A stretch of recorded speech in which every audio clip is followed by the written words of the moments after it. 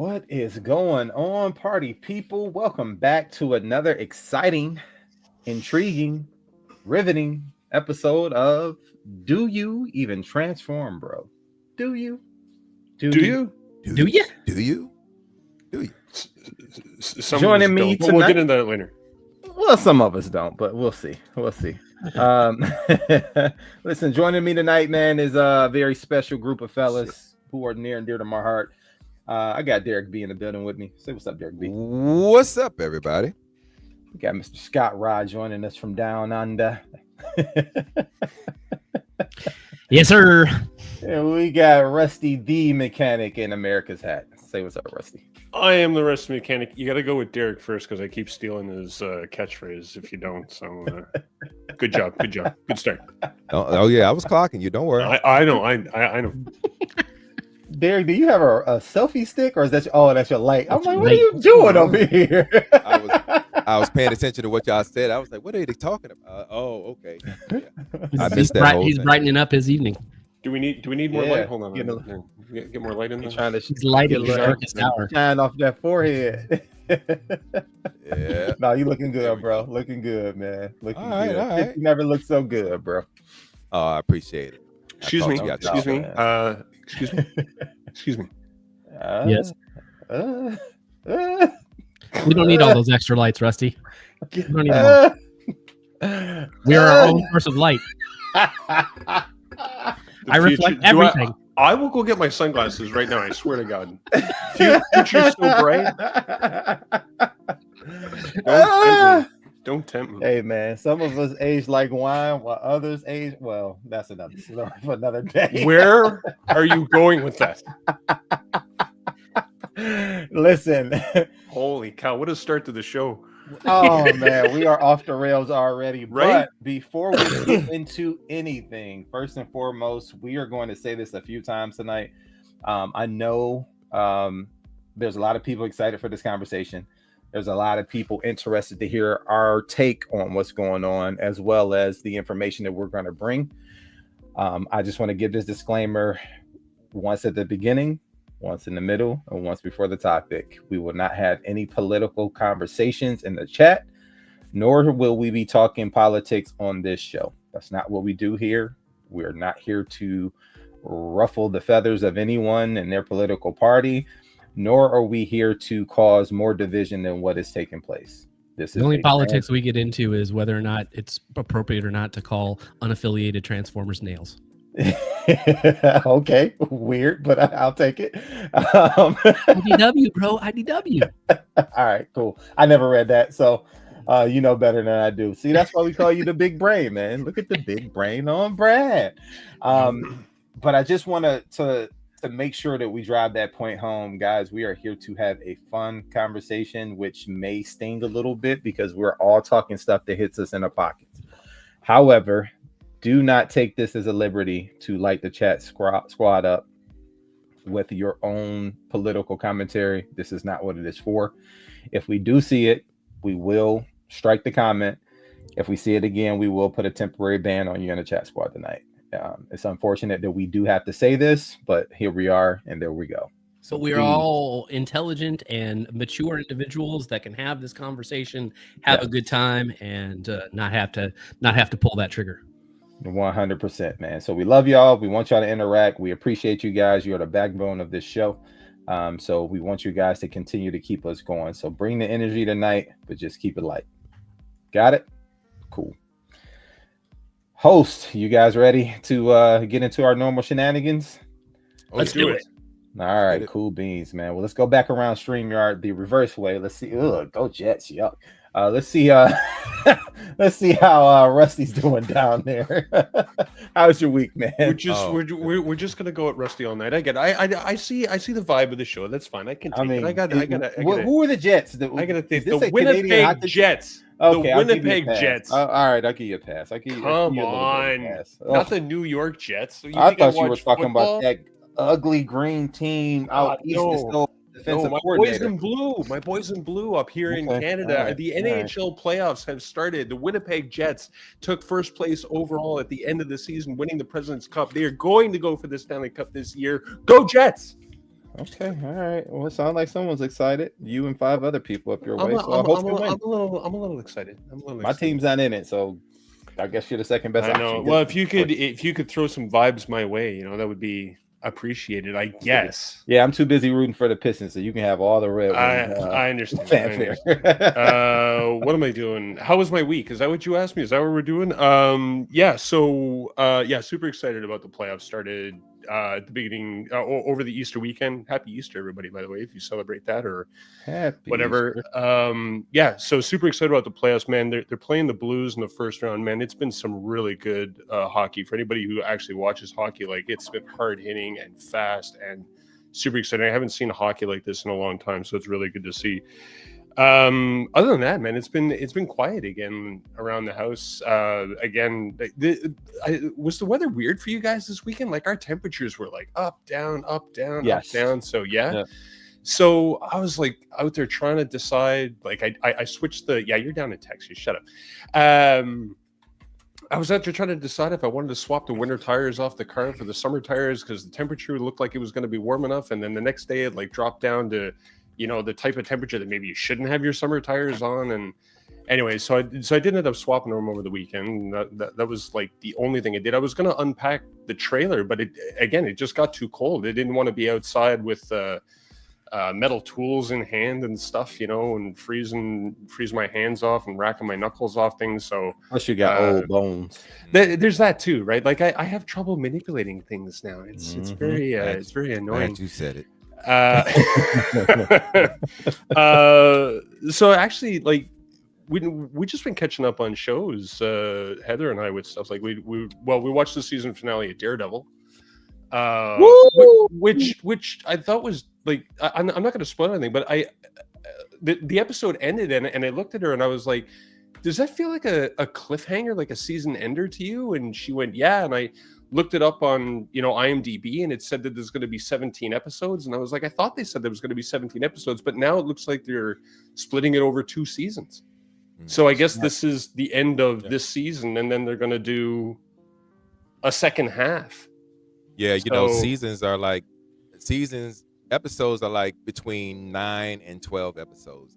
Yeah, but they said Nowadays, when they announced this phase for the MCU episodes. Yeah, they said it was going to be 18 episodes, and now they've decided to split it in 2. So yeah, that was a little disappointing. Eric, you just mentioned it.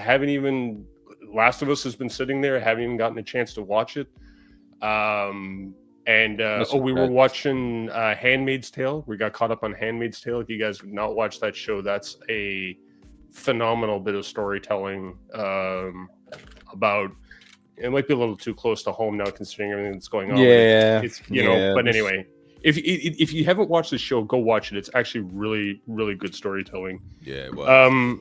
And I guess I'm into anime now because I watched Blue-Eyed Samurai, which I thought was an amazing series. That's a good one. Arcane, right? I watched Arcane, another amazing series, and now I just stumbled across this series Terminator Zero on Netflix. Have you guys seen it? That's not a bad one either, right?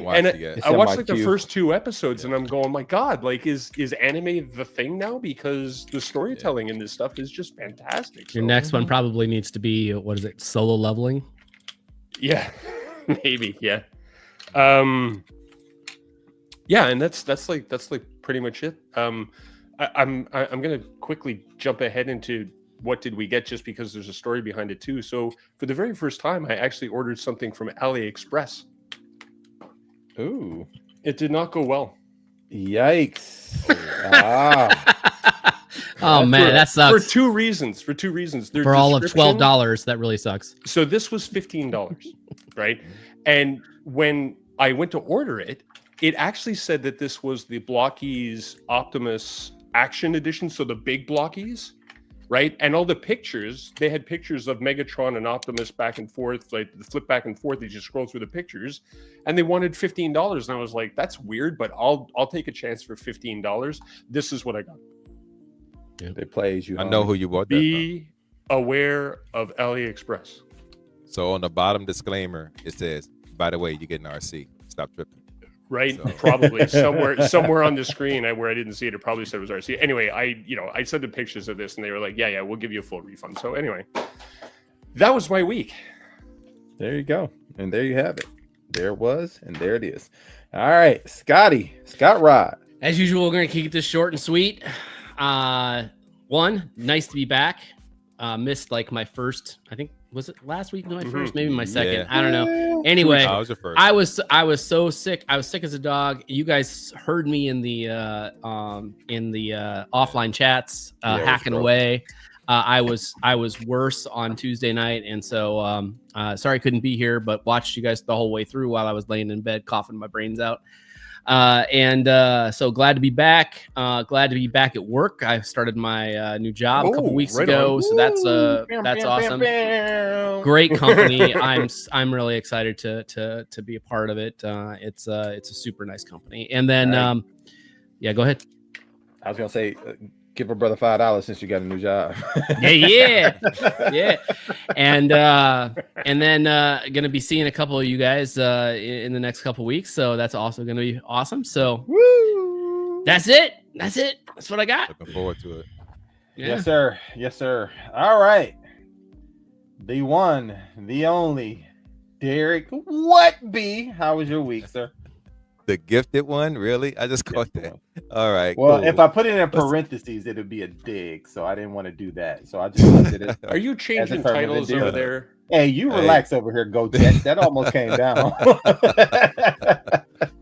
I wasn't for sure how we were reading that, whether it was like short bus gifted or Dude, you know what? It's all. If it's But anyway, in parentheses, I mean in quote, quotation marks, like somebody's is. yeah. Take it how you want it. No, I'm kidding. So, hey, look, I know it's been 2 weeks since we last been on here, and a lot's happened since then.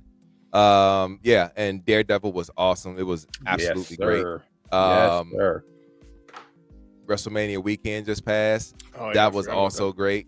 And it had it had its ups and downs. It was literally a roller coaster of different things going on. But yeah, it was a really cool weekend. And then the week coming up, the week after our last show, I had the Maryland Rock Group over at my house. We all hung out and had talk game about night. that. Yeah, so we had game night that night, and we had a couple of things that went on that night. Dang, I wish I had the pictures real quick, but I know we gotta. I'm not trying to dwell overly on it, but we did Uno No Mercy. We did Taboo. But Taboo was a cool game. We did Uno No Mercy. There it is. So much fun. And Game was amazing. It was. But before we did Uno No Mercy, we did what's called Blocky's Time Trials. So what I did. Okay. So hold on. Let me set this up. So you guys ever have like this task that you absolutely need to get done, Like laundry? but you put it wow. off into the last come on. minute, No, that and was then not. you decide, you know what? I'm gonna get some help, but you disguise it as a game. Like, hey guys, you did not. You did not. Let's go ahead and fold these socks, right? Like with the kids, like let's play the match game, right? That's what Derek did. He took out all those blockies and was like, all right, let's see how fast I can put them You're in. not doing a You know what? like that. Jeez, You know what? That gives me an idea. Eric, the next time you come, Eric, this is for you. The next time you come down, we're going to play. Let's get that one side of the garage done in 30 minutes. And then I'm going to let you do all the work. All right. Yeah. Nice. There we go. Let him do the heavy lifting. Yeah. Look, he told me that on the phone, and I was like, "No, you didn't, Derek." He was like, "No, I let him keep it." I was like, "Okay, all right." Yeah. I don't know, man. So Uno No Mercy at Derek's house is I get the feeling it's as serious as Spades is at some other people's house. Oh, dude. I got 100%. look. I'm gonna post a video up in the realm of collectors Facebook group, and I'm gonna let y'all see what went on. But yeah, it was amazing. But the Blockies Time Trials, what that was each person got a Blocky, and it was like everybody was timed to see who can put theirs together the quickest. I can't even remember who won, But at the end of the game, so the that wasn't the goal, times was it, Derek? the times was the person that did the fastest was 11 minutes, and the last place was like 35 minutes. So yeah, it was. Which one did they get at 35 minutes? Was it one of the Dinobots? I believe. Jesus. No. It was Ultra Magnus, the white armor one. Grant. Yeah. I just for you, Derek. We can call it a game if you want. There's like a real contracting opportunity in here. So was it okay, Jedi? Was it 8 minutes? Okay, because Jedi was here too. So it was 8 minutes. Oh yeah, it was. No, he won Uno. You didn't win. No, you did win. Anyway, okay, Jedi did win at 8 minutes. It sucks when you turn 50, and like your memory goes. And... Look, Sean wrote the records down, and she got it in a notebook. I didn't bring it down here because I forgot to talk about it. But we all had a great time when they finished their blocky. Of course, they got to take it home with them and all of that. So yeah, it was really a fun time. And then after that was Uno No Mercy. And then when you have the standard games and house rules, it's a. We started that game at 8:30. You don't even need to play that game with house rules. It has every. You really don't. In it. You really don't. And and that was the whole point. And I was trying to stress that with everybody, but everybody's like, no, that's not how you play. Get the rule book out. I was like, here you go. And and then I literally had Joel read the rules to everybody. That whole book I had him read it to everybody, and was like, okay, that's the rules. All right, let's start playing. So yeah, we played that mug from 8:30 to 12:30 midnight. Man. Woo! It was long. It was a long ass game. Yeah. With one How many deck. people? How many people? So it was elimination Uno. It wasn't like we started once somebody win, we start all over. It was process of elimination. So we did that for 4 hours with 2 decks, and it was 20 people. Yeah. It was 4 hours. 20 people? Yeah. 2 whole decks to make one game. Yeah. But we only had one deck, and it was 11 of us. So, just make sure you bring that Uno No Mercy to BotCon. Oh yeah, absolutely. Baltimore. Oh yeah, y'all already know. So, yeah. All right. So yeah, but that's it. That was my weekend, and WrestleMania weekend and all that. We had ETR last night. I mean, it was a great last 2 weeks, guys. So really ready to dig into this. Yeah, Brian, you missed it. It's about you, Eric B. What happened with your week? Listen, man. Last week was a pretty interesting week. I was out the office for like dang near 2 days. Came back to work and wanted to kill half my staff. Oh man. Seems like when daddy's gone, everybody wants to nut up. But after that, a week got better. Had daddy-daughter day with my kids over the weekend. With both of my daughters on Saturday. So I took them to an old school candy shop like I did before. Got them a chance to get some stuff. Had an idiot with a road rage incident on the freeway that don't tell anybody. But I followed that dude for damn near 20 miles because I was gonna But stupid stuff, man. I need to work on my anger. But so yeah, we did that. Hung out at home, started building that 100th anniversary Disney camcorder set. Got about halfway through there, and then we had to go to my wife's cousin's house. Her son is turning 15, so he had a birthday shindig at his house. Did that, hung out, played some Family Feud. My side won. Let's go.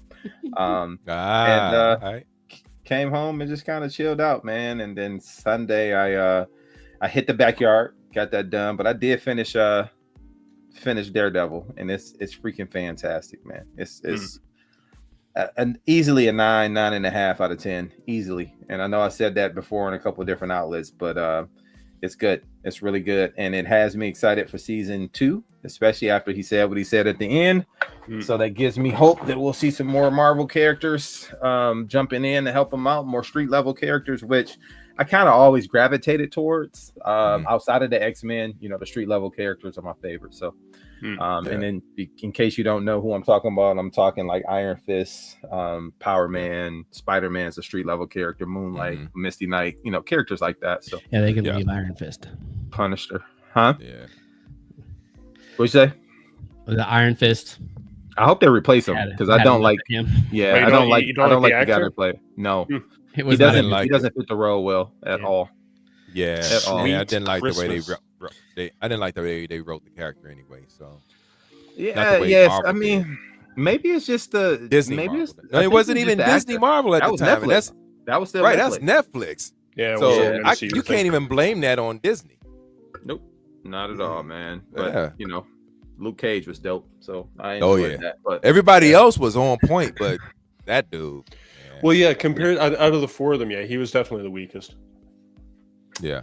So it's gonna be interesting to see how things go.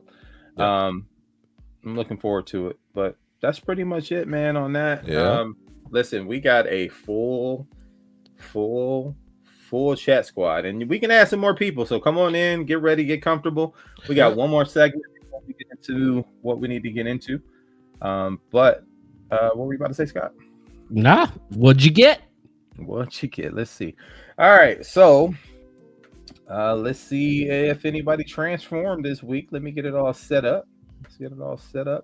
All right, not starting with me, but we are going to start with Mr. Rusty, the mechanic.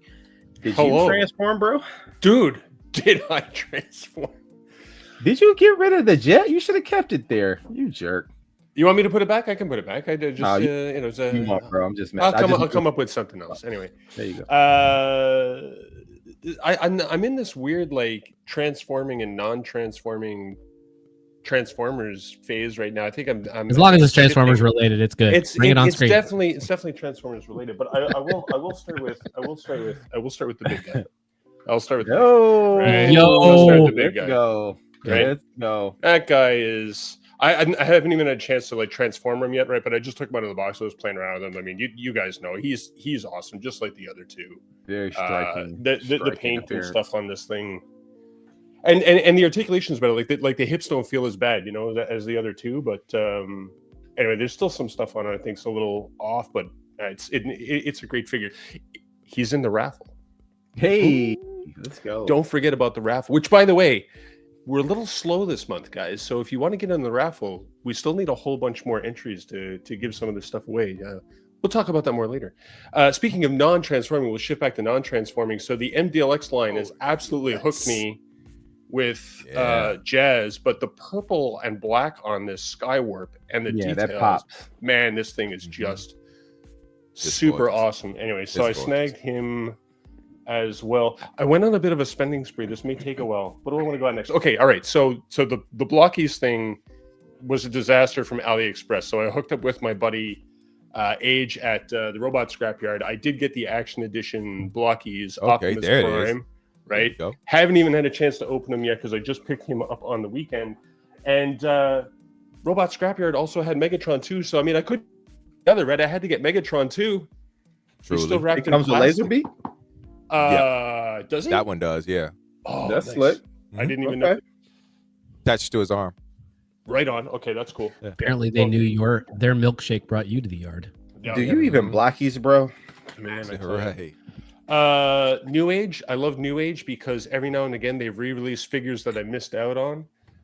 You guys tell me if you know what this box is. This not is that the. No, that was. All three of the cone heads. All three cone heads. Okay.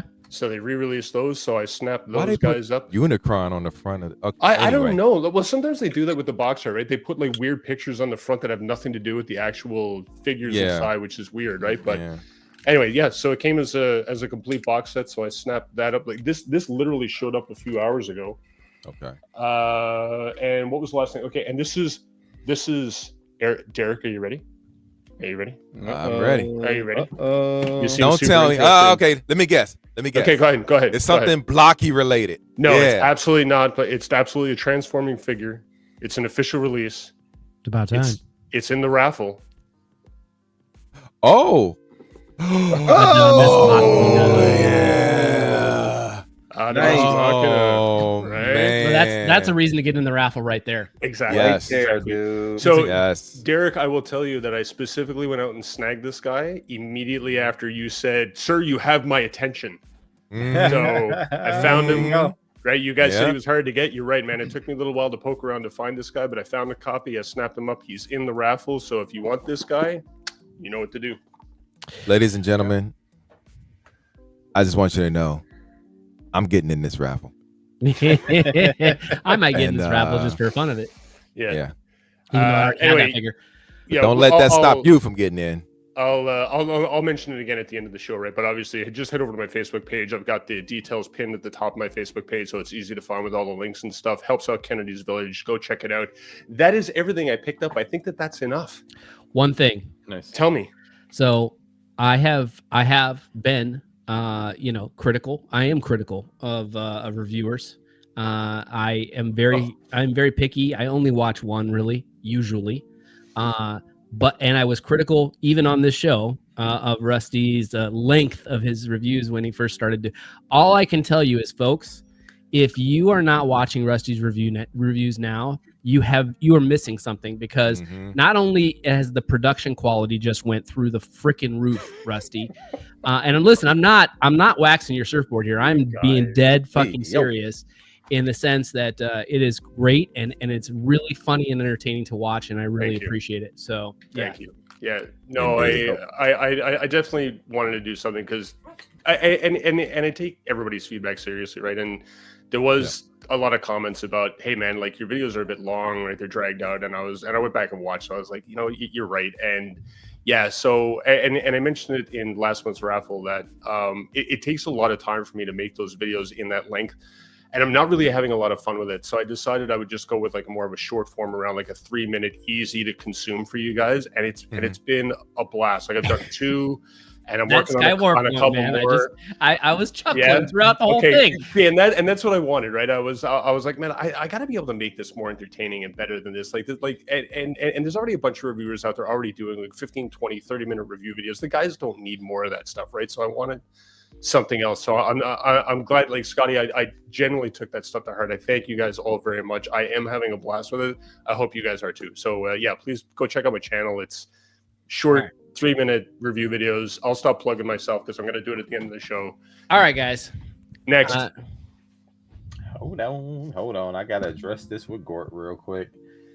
Gort, while it was Disney that produced it under the ABC Studios and the Marvel licensing, it wasn't Kevin Feige who was involved, and that's what we're talking about. So just to clarify, sir. All right, we're gonna get through this quick so we can get to our main topic, because that's what everybody's here is about. So I'm gonna go through these fast. I have redove into the Vinyltech line.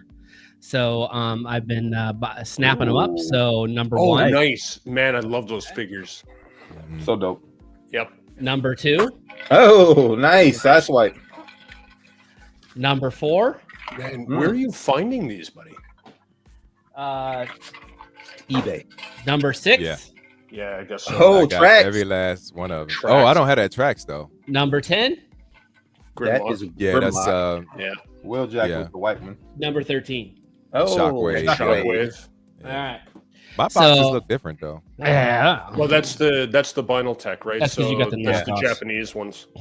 He got the KOs. No, I didn't. I got the US version. Oh, the alternate. You got the knockoff, sir. Yeah. No, I want the Vinyltech because I wanted the diecast. How much you pay for each of those? And the better paint. $30? Most of them were 50. That's not bad at all. Yeah. It was that's right not bad at all. And that's also KO prices. The one that wasn't 50 was the Subaru. Of course. Yeah. That's the hottest one. And then it's the hardest one to find. I've been teasing this because I've actually had it since the last show, but since I wasn't on the last show and didn't get to share it, I get to share it here. But I've been teasing this. This is something I'm very proud of. Oh, he's got his own. Okay. Cloud Rodimus. How did you find that? So I'm on a couple of these Japanese like auction sites. Oh, okay. And saw this come up at a relatively decent price, given the fact that he's very expensive if you try to buy him on eBay. Okay. And Springer mold, right? yes, this is the Springer mold. Yes. Okay. Done in yeah. So this goes in the Rodimus display. Yes, sir. So yeah, that's it. All right. Done. That's what's up, man. I still don't have that other Rodimus yet, but I'm pretty sure. Oh wait a minute, hold on a second. Okay. Yeah. Join the gang. Gang. Got this.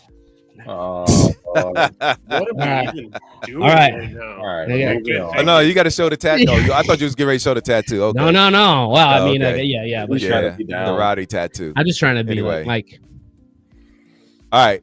So, unfortunately, I had not transformed this week, so we can make this. We can go on and go right through this. But real quick, shout out to Paul R. Dude, Yeah, man. good to see you back, man. And sir. and I'm speaking on behalf of the community, man. It's beautiful that you're still here with us, and hey, man, keep up the fight and keep it strong, man. We love you. All right, let's get it. All right, so go ahead. No, you good. I'm gonna just switch it over while people read the Yeah, comments. yeah. So what you King get? of Paul R. Thank you, Paul R. Really? Yes, sir. Yes, sir. All right. So mine is super quick. This happened to my Iceman. Oh. because You I was just did trying- that. Did you just do that? I was trying to repair this part. So I ordered this piece Oh, from Fans. oh. Went to Okay. try to repair it, and this piece was so stuck that it just created a hole. So I was like, all right, well, that's a piece of trash now. Oh man. So now so, I do have it a doesn't hole. hold up. Iceman. Yeah. Not to repair it doesn't. So- See, people, you even get a 5 minute does it or 5 second does it hold up segment. You get it all Yep. right here. Yeah. But I did get the new piece in the mail. Shout out to Denaj and the after sales team over at Fans Toys. I got my piece, Okay. and now I have a whole aerial bot now, so I'm good. Now those can finally go back into robot mode because they've been in. Well, actually, I might want to pause that for a little minute because this Devastator is looking kind of good from Fans Toys. Oh, okay. This All might right. end up being my Superion too. But anywho, that's neither here nor there. That's it on that. All right. So before we pay some bills, let's talk a little more chat squad behavior. You guys have been on your best behavior tonight. We don't have any issues in the chat, but I do feel the need to remind those who may be listening that have not participated in the chat squad. We're going to be getting into a very sensitive topic. However, we are trying our best to take the sensitivity out of it, only because we are not here to talk about your political aspirations, your political affiliations, and ours either, right? This is not the show for that. We're here to have fun, have a thought-provoking conversation, and that's what we will continue to do tonight. But we thank you guys in the chat squad for being on your best behavior as we continue to move through this show. Now, before we do that, let's go ahead and pay some bills. Let me get set up here. All right, guys. This episode of Do You Even Transform, Bro is brought to you by Nick the Toy Guy. Shout out to Nick the Toy Guy. Very solid dude. Many of us here on this panel have met him. Many of you in the chat squad have met him. But we want to shout him out because he is our sponsor. So head on over to nickthetoyguy.com where you can get all your Transformer third-party and action figure needs. Don't forget to use our promo code DYETB10 for 10% off your entire order. Don't forget to combine that with free shipping so you can get the code free ship working. So you can have free shipping on rates under $10. Again, don't forget to use our code DYETB10 and combine that with free ship so you can save 10% off your order as well as get free shipping for rates under $10. All right. Let's get into the meat and potatoes of this thing. Let me turn this music down just a tad, and I'll go ahead and set us up. So, as many as you know as collectors, whether you are a domestic retail collector or a import collector, who those type of companies would be like Takara, In my case, Mayfex, SH Figure Arts. What's the other company, Derek, that you collect? Mosho. Mosho, companies such as that. Takara Tomy, we've already talked about, and then your third-party transformer companies. But on the retail side for the US, you got Hasbro, Mattel, so on and so forth. We are all being affected in the pockets by what we understand to be tariffs. And tonight we are going to have that conversation. Again, we're not trying to make it political. We are leaving our political affiliations out of it. Our political parties that we support are out of it. We're taking all of that out of it so we can have a very general, deep, thought-provoking conversation about how tariffs are affecting the collector community as a whole, and how it may have a ripple effect into the near future and also the far-reaching future. So without further ado, I'm going to turn it over to our boy Scott. Well, actually, before I do that, let's go around StreamYard real quick and just get an understanding of, is it affecting us now currently? So Rusty, I think you have a very unique position on this, being someone who lives out of the United States, but buys stuff from the United States as well as overseas. So can you tell us how it's affecting you as being someone who purchased stuff from China, or as somebody who's been affected by a person who purchased stuff directly through the United States or have to ship things into the United States? Yeah, so I believe, and I haven't had a chance. I didn't focus any of the more recent reading that I did between Canada and China, but I think the Canadian government and the Chinese government has a trade agreement, probably just like the U.S. and China did right before everything happened. So a lot of stuff that I ordered, if I ordered something from overseas, I never saw any type of duty, any type of tariff, any type of additional charge when I received something in Canada. But of course, there are certain things that so this kind of stems from a conversation that I had with the guys before, right? Is that I had that unique perspective of always having to be cognizant of the fact that any time that I buy anything, especially if I'm buying something from the US, and most of the time Canadians will buy things from the US, because there's more stuff available that is, sold out of the US, manufactured out of the US, that is easily accessible to us here in Canada, because it's just a matter of just getting it ground shipped over the border. The shipping's not going to cost that much because it's just right there over the border. But we always have to be cognizant in Canada of the fact that depending on what it is that we're buying, with the trade agreement that exists between the US, Canada, and Mexico, that we could end up with a tariff, we could end up with a duty, we could end up with some type of additional charge when it crosses the border, right? And it always depends on what that thing is. The thing that I noticed the most all the time, especially being in motorsports, is anytime, almost 100% of the time that I ordered some type of an automotive part, it always got taxed at the border. Whether it was the provincial tax of the province that I'm living in Ontario, or a tariff that did get added onto the cost, right? And typically it's when the delivery person shows up at my door with the product, they have a credit card machine in hand, right? And they're handing me the package and they're saying, by the way, there's a duty, by the way, there's a tariff, you have to pay it before I can hand this off to you. And then I have to go get my credit card and that sort of thing. So the whole concept of tariffs and duties isn't foreign to us here, because we deal with it all the time, especially between us and the US, right? When we buy things out of the US, right?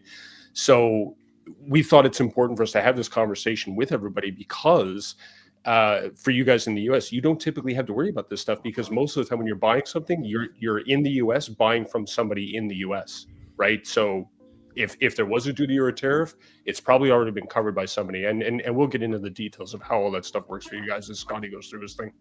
Yeah, and to clarify, what Rusty is referencing is called it's called NAFTA. It's the North American Free Trade Agreement. Not anymore. So it was, right? But then when Trump renegotiated, it became the USMCA. Oh, we're not using that name. What's that? No names. We don't drop names. No, that's dude, listen, that's the name of the new trade agreement.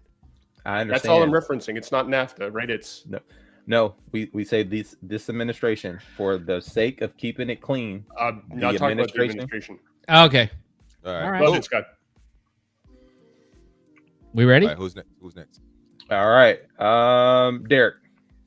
So hasn't affected me yet per se. All I will say is that I was one of the ones that ordered that large titan of a city that we know as Metroplex, and I have not received it yet because the shipping is on hold because I actually purchased it from BBTS, and I know Scott, you did too. So we're still waiting to see what happens with that. So I haven't been purchasing outside the U.S. as a result of everything that's been going on because I want to make sure that I honestly don't want to experience that right now, even if it's not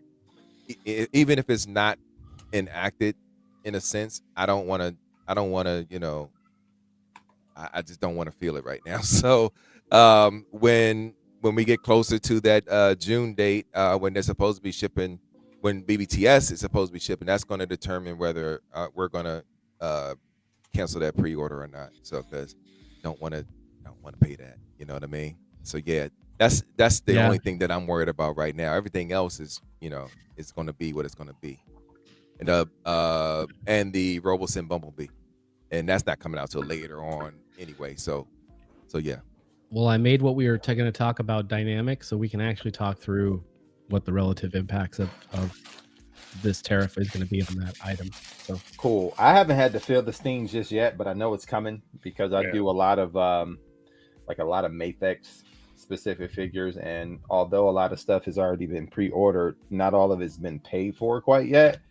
So I'm waiting on the e-tailer to hit me with the, hey man, this went up, so pay this little extra money and we can get this done. I'm pretty sure that's gonna happen. So yeah, that's pretty much it for me. Yeah. All right, ladies and gentlemen. So a few things to talk about before we get into the meat and potatoes of tariffs and how they work and what they look like to our figures and things we buy. That's was that? That's a big one.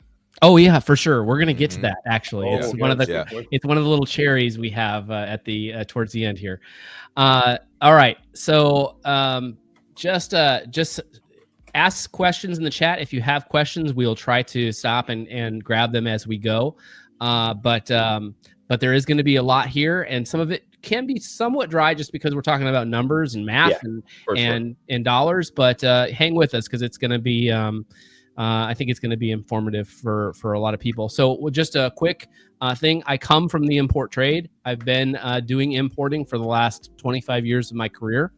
And so I'm very familiar with how this all works. However, there are a lot of things that are, just as a qualifier, there are a lot of things that are general rules that apply sometimes and not other times. And I'm going to try to talk as generally as possible. But obviously, our biggest concern is how this relates to things that we buy from China, because the vast majority of our collectibles come from China. And so that we're going to focus in on China specifically tonight and kind of the impacts of Chinese-made goods on, with regards to tariffs and whatnot. So again, just wanted to kind of give that as a general rule and kind of set up to the conversation. So the first thing that I'm going to share with you is that duties are not the same as tariffs, and duties have been here for years and years and years, and duties are basically done by classification. So generally speaking, they have a lot to do with what the things are made of or what they are. So for instance, furniture, if it's made of specific kind of material, then it gets this kind of duty. But if it's made out of a specific kind of, can you all see my HTS screen here? Yes, sir. Perfect. Yes, if it's made from this material, it gets a separate duty, right? So for instance, here's a great example. T-shirts, which this is the duty because we're going to talk through T-shirts before we talk through Transformers, is if it's made of cotton, you get 16.5% duty. But if it's made of a man-made material, think fleece, you can see here that actually the duty goes up quite significantly. And this is something I'm intimately familiar with because I used to import clothes or export clothes out of Nepal when I lived in Nepal. And we had to, anything that we sent to the U.S. was imported because it was prior to the U.S. giving Nepal duty-free status. But it was 32%. If I sent it to the EU, I got it into the EU at 0% duty because they had a trade agreement with Nepal. So duties are different than tariffs, and you can always go on to the U.S. website to understand these duties, and that's what we're going to work through tonight. Secondly, there have been 2 rounds of tariffs. We've all are familiar with, and the reason we're talking is because of this latest round. But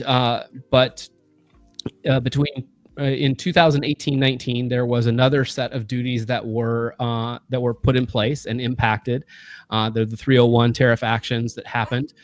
There were 4 different lists that came out. These were implemented over a period of time, and you may not have known it at the time, but there was tariff imposed on top of the normal duties we pay. That impacted us. However, this happened just a few months before we all went into COVID lockdown, and so we didn't really feel the effects as much. Yeah. And because this particular round of tariffs was only 10 to 20%, depending on the type of goods, and so therefore, I'm sorry, I'm not. Did I go off of my tab there, or did I? No. Okay. You're all still right. on 6109. Okay, so let me stop sharing and present again. It only allowed me to show a tab. It won't let me show the entire screen. So this is what I mean by the Section 301 tariffs. You can again go onto the U.S. government website. You can find these. You can find the list. You can find the duty codes that were impacted by these tariffs, etc. And this all was happened over a period of time back in 2018, 2019. So this is going to be a part of the discussion tonight because it did have an impact to and an uptick of the amount of cost that an importer of record incurs when they import stuff into the U.S. All right. So that's a good setup. So let me now get into the meat and potatoes. Sorry for switching back and forth between things. All good, brother. This is what we do. Yeah. I thought there was an option for full screen. There is an option for full screen, but I actually did that so I can see. So, all right, yeah, all good. We all see this. Yep. Mm-hmm. Okay, so we're gonna start here. Hold on. I'm sorry. See if you can zoom in just a little more on that. I can actually. Let's see. Yeah. Yeah. There we go. There we go. All right, so a few assumptions to make here. So first of all, what you're going to see is that I'm assuming, even though time is passing and there is inflation that happens and cost of good changes, I am, for the sake of comparison, assuming a static raw materials cost across the board. Now, I use T-shirts because I'm familiar with T-shirts because it's part of the goods that I used to export out of Nepal, import into the U.S., etc. And so I have separated out, because of my knowledge of that, what labor and raw materials relatively cost. Now, again, prices change, et cetera, et cetera, et cetera. I've also assumed here, because of the way that the most retailers gain profits, is that they're taking a 50% markup, which would be considered, a 50% margin, which would be considered a 100% markup from a consumer standpoint. We call it a 50% margin inside the industry because I am putting out, so here's the wholesaler. If I'm a retailer, I am paying my wholesaler $14.97, which means when I sell it for $29.95, I'm only getting 50% of that price back because I invested $15 to buy the product in the first place, right? So we call it 50% gross profit. I need to explain that because somebody's going to be like, no, that's 100% markup. It is 100% markup, but it's 50% margin for a retailer. Okay. Gotcha. So prior to the 2019 tariffs, okay, that $4 and $3 in labor shirt that was a total make of $7 had a duty of 1.16. So we're dealing with a cotton t-shirt, right? So we're at 16.5%, right? There was no tariffs at that time, just the duty. Then I had shipping. You get about 80,000 t-shirts into a 40-foot container, so it's really cheap to ship t-shirts across the water at 8%. Landed cost, $8.24. So landed cost means basically my cost of my good, my shipping, and my duty combined. That's what we consider to be landed cost. That's what most wholesalers will price their stuff off of. And I assumed a 42% margin here. That's, again, just because of past experience with other makers and what they do. And so that would be a $14.97 t-shirt or $15 t-shirt wholesale to a retailer. And then they would ship it, and then they would sell it for $29.95. And so, most clothing is high margins for a lot of reasons. Yeah. So the $14.97 is the total of everything above it. Is that what you're saying, Scott? The total of everything above it's $8.24. But when you include the vendor's margin to the retailer, that's what makes it $14.97, because the vendor's got to make his money. Right. Oh, okay. So the vendor's paying them. Okay. And then think about me as being North Face, right? Okay. Yeah. I, as North Face, paid $8.24 for this t-shirt. Mm-hmm. I am going to sell it to my retailer for $14.97, which means I'm making you're the wholesaler importing it from Nepal. Okay. Correct. Gotcha. Okay. And as the wholesaler, I'm the one responsible for duty and tariffs. Right. Okay. So that makes it $14.97 to me. Mm-hmm. And then, of course, my retailers expect a 50% margin off of clothing. There's returns. There's the fact that you don't sell smalls and extra larges or double extra larges in as high of volume as you do mediums and larges. So therefore, you necessarily need to discount those at the end of the season. So there's a lot of different things that go into why clothing margins are higher than a lot of other things. But $29.95 is what this t-shirt was pre all this stuff that is impacting us. Okay. So after the first round of tariffs, which was 10% on this category of goods in 2019, you can see where if I just passed along and didn't absorb any of that cost, that would result in about a $2.50 increase to the actual price that a consumer pays. Okay. Now, the reality is that we saw this happen with a lot of people is that sometimes there was price adjustments on the maker side. Sometimes there was price adjustments on the wholesaler side. So in some cases you saw these tariffs impact, and in some cases you didn't, because they were able to absorb it. And what I would say, and what I would set, also another thing to set the foundation of here is the vast majority of retailers and even wholesalers make single-digit net profit margins. So, if they're in the if they're in the high single digits, they're having a pretty phenomenal year from a net profit standpoint. If they're making 6-7% total net profits, that's a pretty damn solid year for a retailer or a wholesaler. Lots of people are in the 1%, 2%, and 3% range. And for those who don't understand, your gross is what you basically made directly off of the sale, right? Correct. Taking the cost out of it. Your net means the actual money that went into the bank account that you get to play with. After you paid your wages, after you paid your electric bills and all the other expenses that you have. Mm-hmm. If your net margin is in the high single digits, you're doing darn well. If it's in the low single digits, you're having a decent year. It's when it goes zero or negative that you're like, that was a crappy year. So just off the 70 cents tariff in tariff round one, there's an increase of $2.50. Correct. Wow. If all costs are passed along and no costs are and nothing's absorbed by anybody. Yeah. Different people are in different places, right? Right. If you're a solidly profitable company, you're going to try to absorb as much as possible. If you're not a very solidly profitable company, you can't absorb those extra costs. You have to pass them on to your customers. Right. Yep. All right. So, Scott, before we move on, I think this is a good point to take a pause and talk about the year 2019 and why that's important to reference points here. So what happened in 2019? 2019 was just the first round of implementation of tariffs by that current administration. Yeah. And this was pre-COVID. Pre-COVID. Yes. Yeah. Got it. And I think you mentioned in our offline chat about the impacts of COVID, and I think it's important to realize that COVID masked some of these tariff impacts as well, because we all had extra spending income because we weren't going out, and we weren't doing all these things. We were all locked up in our houses.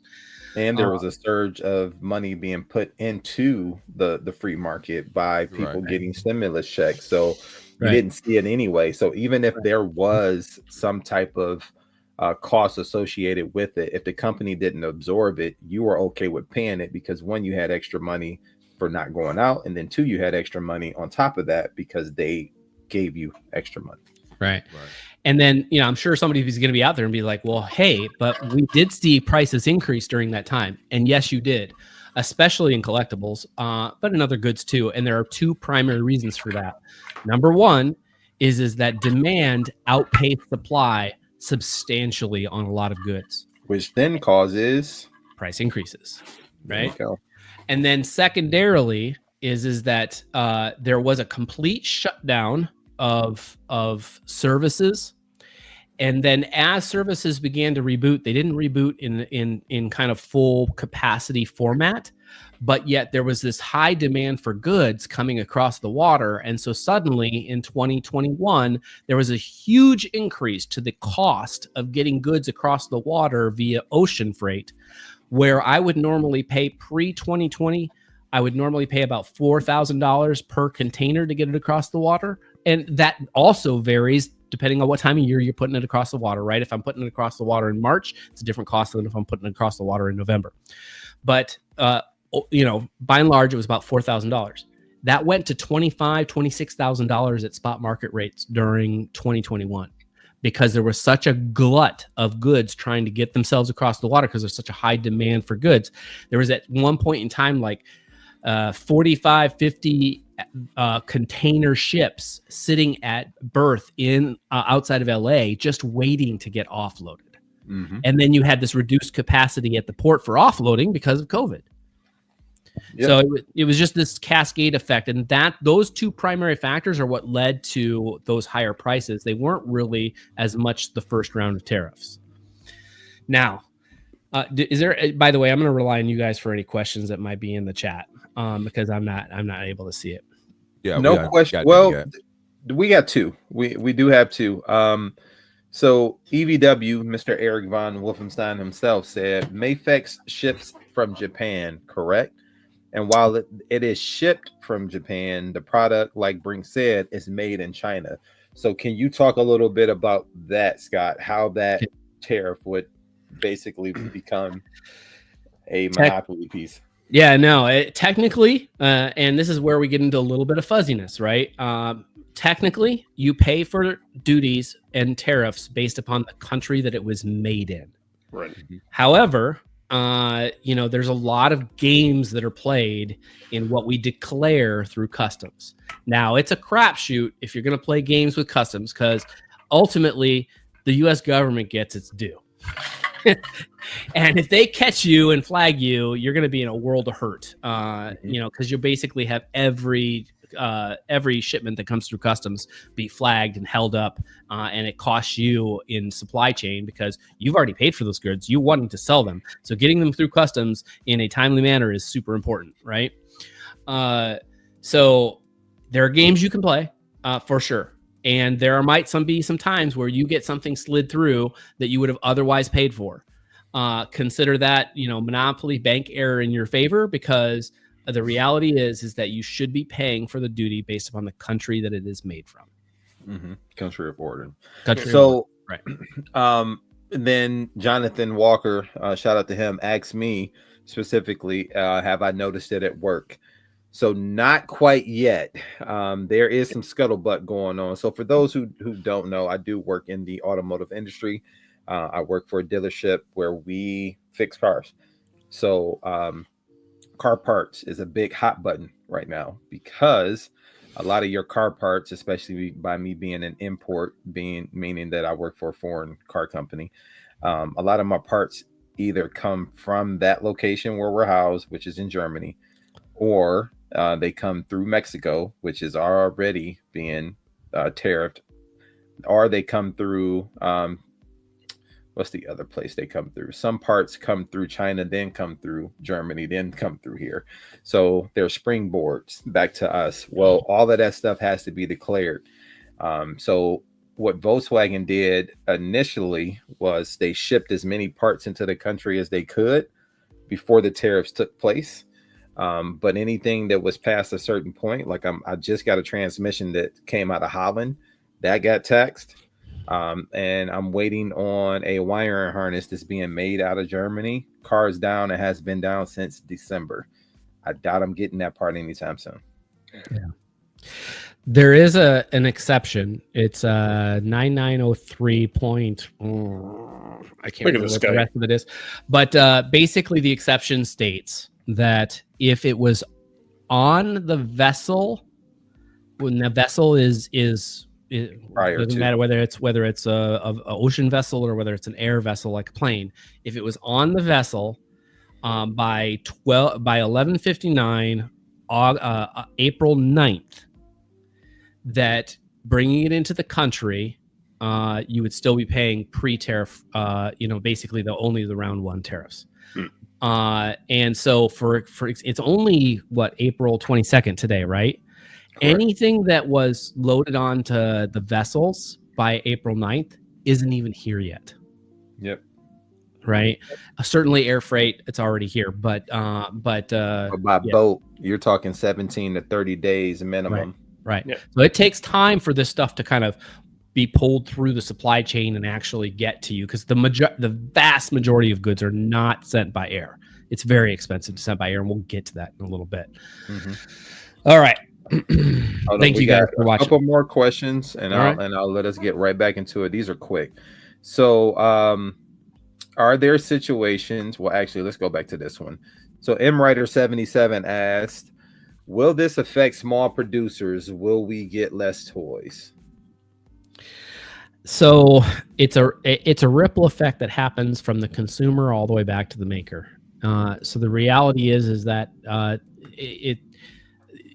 the initial answer to that question is, for the short term, yes. Will people adjust? Will people find new routes of manufacturing? Yes, but that takes time. And when we talk about time, we're talking about years. I don't pivot a production line easily. And when you do, you're always training new people. So your quality goes down because you have more errors on a production line because you don't have skilled workers who are used to making that stuff, putting through that stuff. But yes, eventually people will pivot. The problem with the current situation that we're in is that we're not quite sure what's going to happen one day to the next. And that definitely has an effect on whether or not people are going to pull their investment out of one country and go to another country, because that's a lot of investment that you put as a maker up front before you ever see a return on it. So, and just to add on, like I just literally saw a few hours ago, sort of on top of that question, I don't know if we consider Fans Hobby a small producer, but they did post on their Facebook page that they are not taking any orders from U.S. retailers right now. They have halted all orders from U.S. retailers. So will you guys get less stuff right now? Yeah, probably. Yeah. Right. Yeah. Until this instability, right, sorts itself out and there's more information that comes and what's the impact and all of that stuff. Right. So for now. And the next part of this conversation is why someone like Fans Hobby is making that decision, right? Because we haven't even gotten to this current round of tariffs is 145%. And it is on top of the tariffs from 2019 and the duties. So it is it's in addition to, it's a plus sign. So right? the current administration is basically playing Uno No Mercy. They said draw 25. Nice callback to so what does that look like? Well, again, assuming our raw materials are the same cost, assuming our labor, and listen, most of this stuff only goes up, doesn't go the other direction, folks. So our labor is still the same at $3. Our total make is still $7, but now we're adding not only the $1.16 and not only the 70 cents, we're adding $10.15 because of the 145% tariff. So suddenly now that item same shipping, right? That item is costing the wholesaler,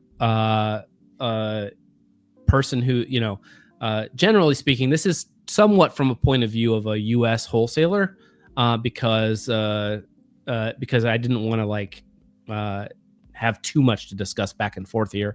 That is now a $19.09 shirt for the North Face. So for them to make their same 42% margin on top of that, it's now a $34.70 shirt to the retailer. The retailer has to make his same if he makes his same margin on that. Now we're talking about a $69 shirt. Holy smokes! Because of these tariffs, over double the price for what would normally be, again, a $30 to a $33 shirt in the pre round 2 universe that we were living in. That is the reality of a full brunt. I'm going to pass every ounce of cost along. And again, most companies don't have the ability to absorb a lot of this cost, because if they're making 1 to 4 or 5% in net profits, they're actually in the upper, I would say, upper echelon for sure. Upper echelon of most companies, because that's generally, from a net profit standpoint, how much. Like it's not easy to do what they do, is what I'd say, right? Yep. Well, that springboards us into another question. Wolf asked this question: which companies do you think this could potentially kill? If a small company can't absorb that tariff and they can't pass it along to their customers, then who does it knock out?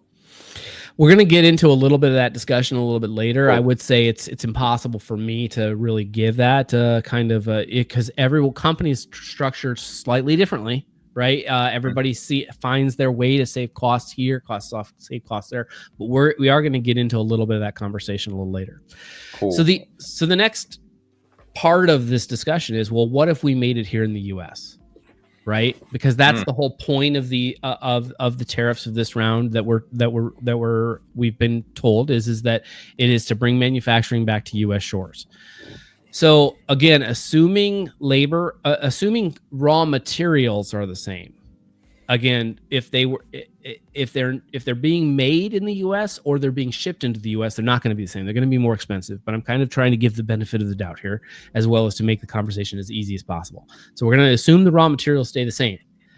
But obviously, labor changes quite significantly, because a person in China, the average wage across the 13 cities that have the highest manufacturing volume. So we're talking like, your usual stuff that you would hear, right? Shanghai, Shenzhen, Guangzhou, those, but also Ningbo, those cities in China, the average wage of a Chinese worker per month is about $1,430, and that's from 2024. Okay, 2024 average wage in the U.S. was $5,000. Golly, I'm in the wrong. So I took that multiplier, right, which is 349 or effectively 350%, and I used that as an input for the labor. Now we don't pay any of the tariffs, right, or duty, because it's made here. Because it's made here. Yep. But your cost of your T-shirt is still the $29 T-shirt that you were paying for prior to 2019, assuming no inflation.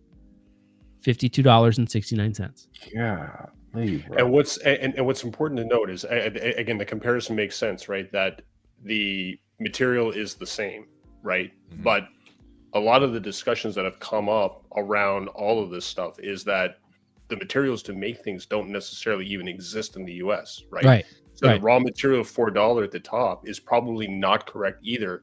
And that T-shirt will probably end up being closer to the $69.40 because there will be a tariff on the raw material that comes in to manufacture the T-shirt here or in the US, right? And then it becomes, then what's the point?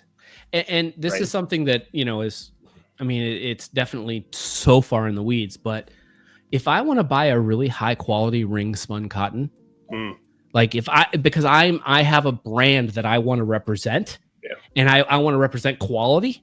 Yeah. there's no way I'm buying ring spun cotton from the US. Yeah. Right.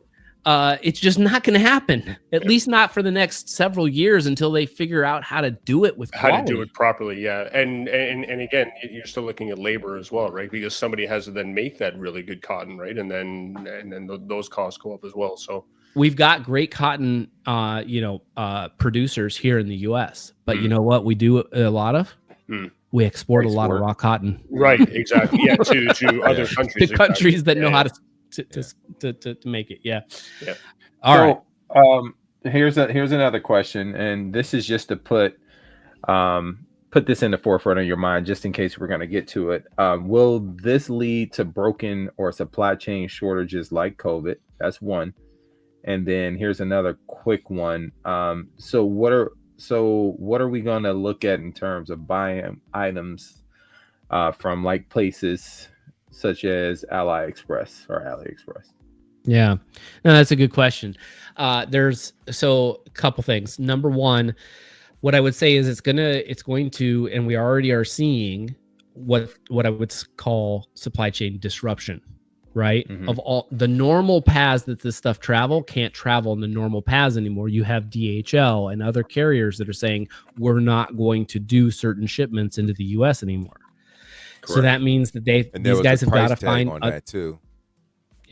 Yeah. So under $800. Under $800 is going to get done, but over 800, that's where they're going to push. They're going to stop the line. Yeah. So that goes into the AliExpress question. So there is a exception out there within the U.S. import law that I can't remember the exact name for it, but effectively, if you Google up $800 import, tariffs and duties, you're gonna find the exception name. And effectively, this was in place forever, where if I imported anything at less than $800, I did not have to worry about paying duties or tariffs on it. And that was really. There's a lot of reasons behind that. One, they realized it was going to an end consumer. Two, they realized the vast majority of those shipments were going to end consumers. Two is that the logistics and management of a bunch of small, little, tiny transactions, the cost outweighs the benefit, right? From a managerial standpoint.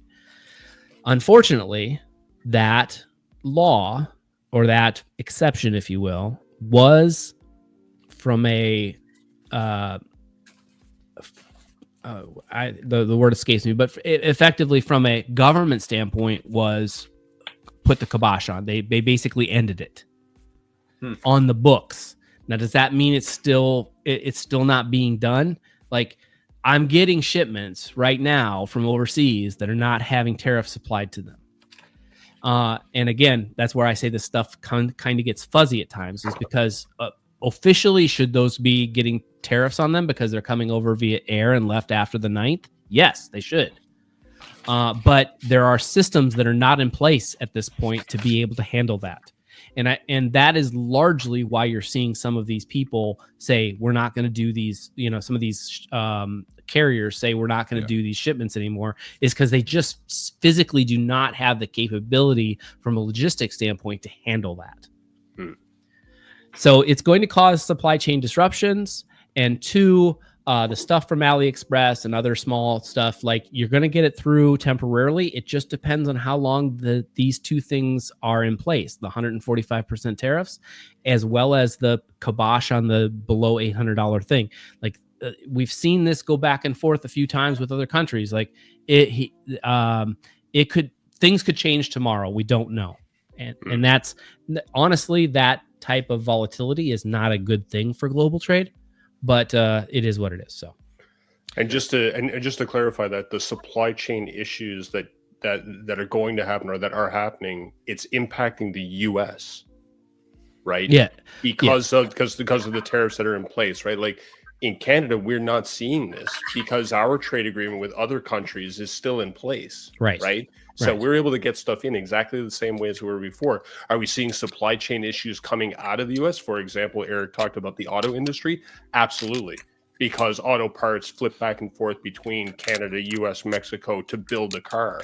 So are there supply chain issues happening? Yes, because the Canadian auto industry is going, we don't want to get that part from the US now because it's going to cost too much, right? Yeah. So all right, so let's jump into, unless somebody else has something else or there's more questions, let's jump into how this looks for a transforming toy. Yeah, because I believe some of the questions that are, the questions that are being asked now are related to what you're getting ready to go over anyway. So okay, let's go. So a couple things to say from an assumption standpoint before I jump in here. Number one, I did at one point in time buy wholesale from Mastermind Creations myself and resold those toys. Flex them, Scotty. This was several this was several years ago, but it is what I'm using as some underlying understanding of margins in order to kind of backpedal through a little bit of this math to be able to give you guys kind of representation. So knowing that what MMC charged me and knowing what the going rate was in the marketplace for those goods, I was making about 30% gross profit. So that's what I have both assumed here from a landed cost to retailer standpoint. And I've also made this chart a little differently. You'll see landed cost to retail as opposed to landed cost to wholesaler to retailer, because there is a dynamic of buying from overseas makers. And so I wanted to try to be as inclusive as I could in this particular chart. So I hope that all makes sense once we get through it. So the selling price to shops, if you assume a $120 selling price to the shop, doesn't matter whether that shop is in China, for example, this particular column is for Chinese retailer or a US retailer. Everybody can negotiate their costs, and everybody does. If you're a good person in the retail and wholesale trade, you're negotiating. You don't get what you don't ask for, so you should be asking. And real quick, Scott, and these are still based on the before 2019 tariffs and tariff round 1 and round 2 and so forth. This one, so because if I'm Show Z, for example, and I could put Show Z here, but you could put other people here too, Bombas B, sure, et cetera, et cetera. I don't have to worry about that when I'm selling to you. Mm-hmm. So therefore, this, from a Chinese retailer standpoint, does not include duties and tariffs because only a U.S. retailer has to pay those. Right. So that's also some explanation of why we're able to get goods cheaper sometimes from a seller in China, right? So if you take a look at these two, this is both before the tariff situation. Okay, so this is okay, gotcha. This is a comparison of basically China versus U.S. retailer prior to the tariff situation. Now, I did leave no duty on here. Now I've looked up, and Hasbro classifies its Transformers as action figures. And they do that because they want to be in the action figure aisle. I don't know how much back through the supply chain that is impacted, but I would tell you that there is a duty rate on action figures. But I've also talked to some vendors, and when I was importing my MMC, I didn't pay duty on my MMC stuff either, so I left it off here. So interestingly enough, when I was poking around on this last week, in the description of action figure, they actually break it out into human-like action figures have a duty on them, and non-human-like action figures don't. There you go. You don't believe that. See? So there you go. So thank you for that, Rusty. I appreciate that. So I left that off of here for this comparison. But the reality is that U.S. do, at least on the front end, pay more. So based upon, and this is only peripheral knowledge, right? But I think it's a knowledge that is at least provable, which is understanding when it's released in China and when people are seeing pictures and when it's released here. What I can tell you is the vast majority of the U.S. retailers, from my outside viewpoint, are having to air freight those items over because there's no way that they can get them across the water. It basically take about 45 days for them to get it across the water between time of release in China and time of being able to sell it to you here in the US. And that is a eternity for us collectors who oftentimes get very impatient. And so the vast majority of people are air freighting figures over. I would say some of the exceptions to that are like BBTS. I'm almost certain that they're almost always ocean freighting stuff because their stuff gets here later than everyone else's and they don't seem to care. Right. So I'm assuming a multiplier here, and this is very generous because air freight is very expensive. And so I only assumed a multiplier here of times 4, but quite frankly, it's probably higher. And this is based upon the measurements of the recent Fans Toys scavenger release.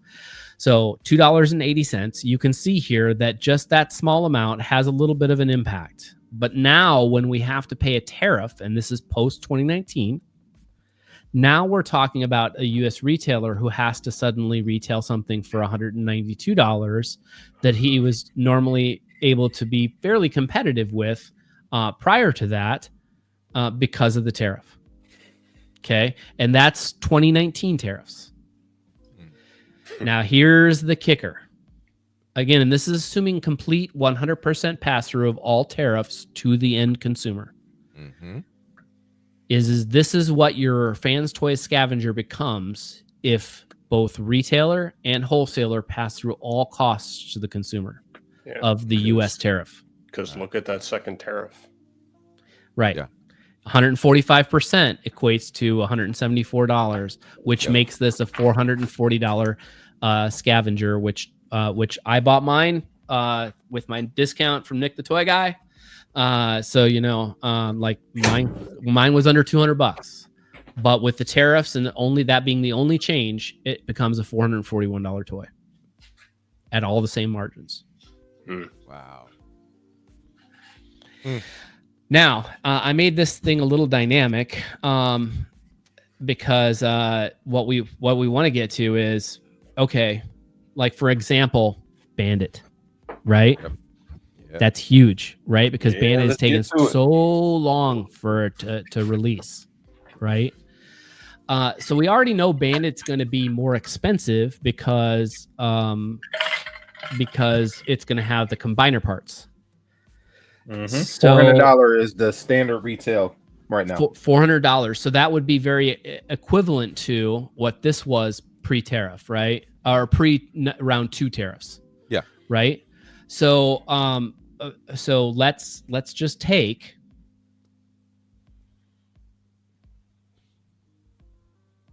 right. Okay. So pre-round 2 tariffs, $381. Pretty close to that $400 price point, right? Mm-hmm. Okay, well now here's what happens post round 2 tariffs. Oh Jesus! I was gonna guess at like $750, and that's not even Jesus.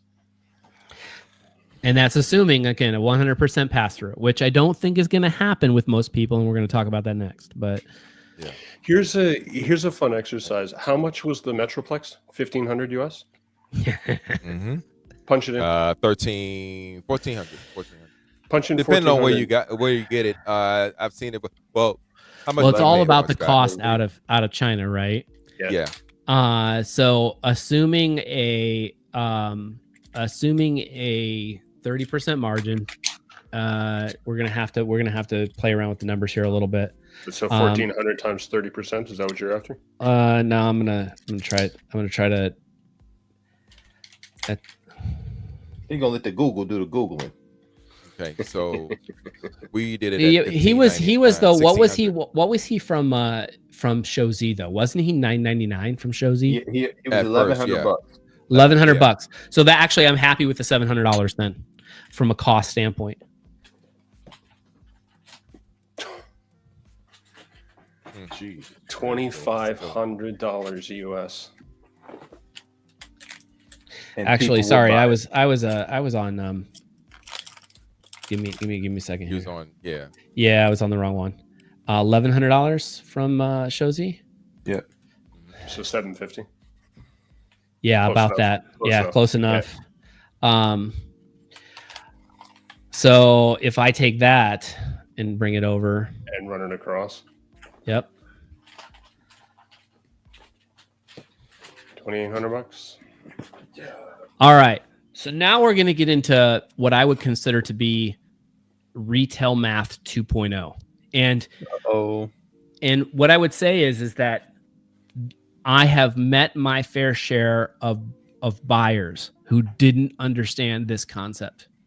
Okay. So there are plenty of people out there in the retail world who don't get this. And it's initially it was taught to me as the math of discounting, right? If I discount a price, I'm making less money per unit. Okay.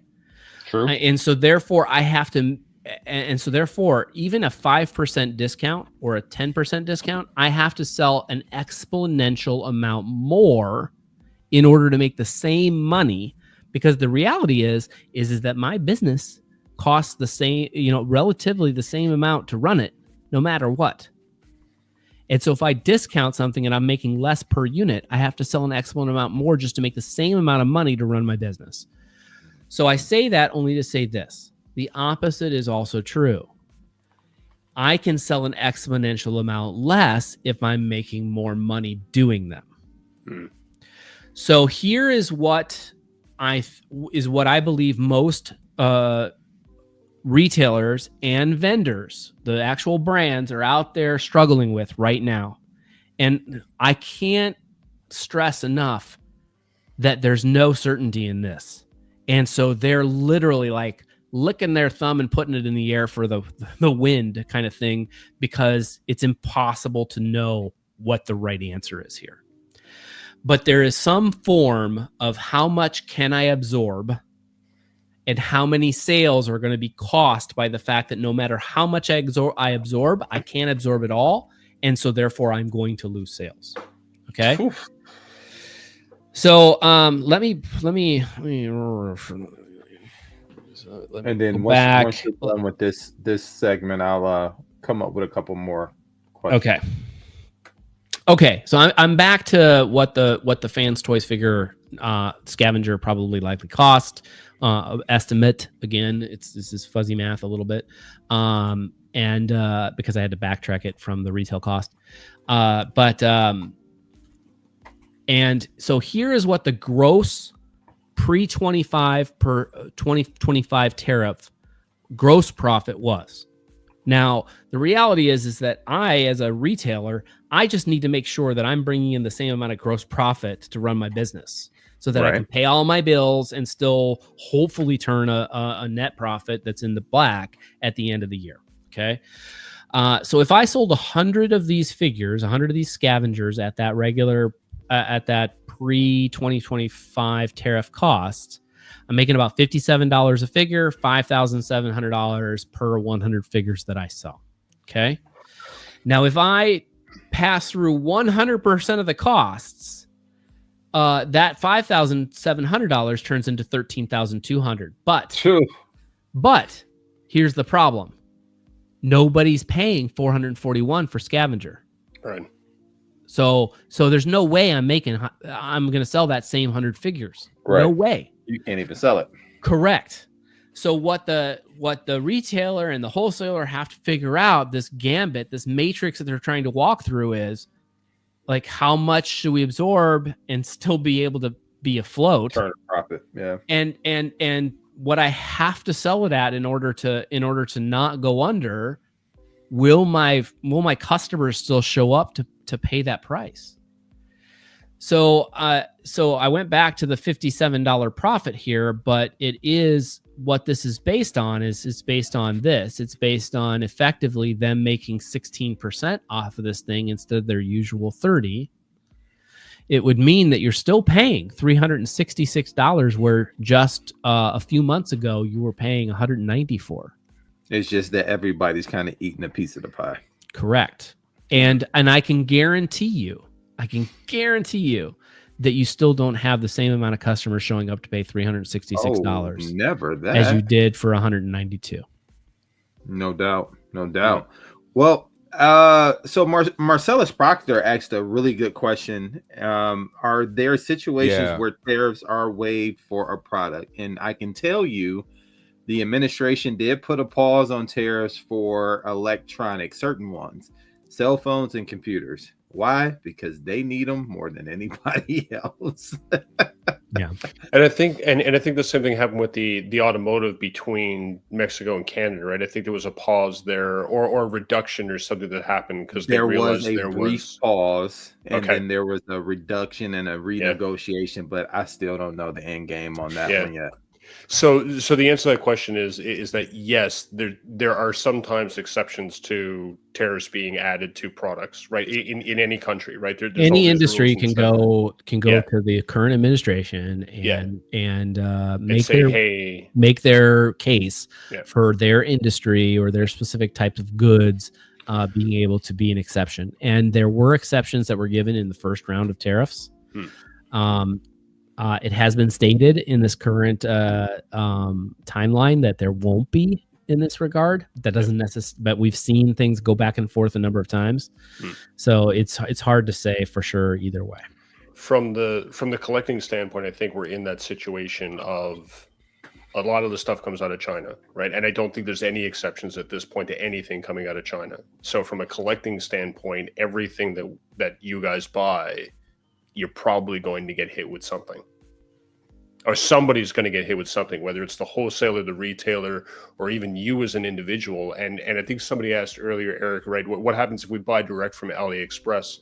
So it depends on if that $800 exception still exists, right? But as we know right now, I think the deadline for that is May 2nd, right? Yes. So if you buy something from AliExpress after May 2nd, then you are the person buying it, and it's the person that buys it that pays the duty and the tariff. So when it lands on your doorstep, you are going to pay for that. And our good buddy Influence did mention that there's already ads starting to pop up, or disclaimers, should I say, not necessarily ads, but disclaimers on AliExpress saying that they will not ship to the United States. They're not shipping to the U.S. Yeah, because you can imagine them. Hey, I had to pay duty on this. I've never had to pay it before. I want to return. Yep. You know, and you know that's a real deal. Or just refusing it all together. Let's say it gets to them and they're like, "Man, I'm not paying you at my door this such and such tax," and they're like, "All right, well, we'll send it back," and now they are stuck paying that tariff. Yeah. And somebody made that comment a little earlier about if you refuse it, then the company that you bought it from now has to pay for the shipping to go back. So now they're taking a loss. Yep. Right. 100%. So yeah.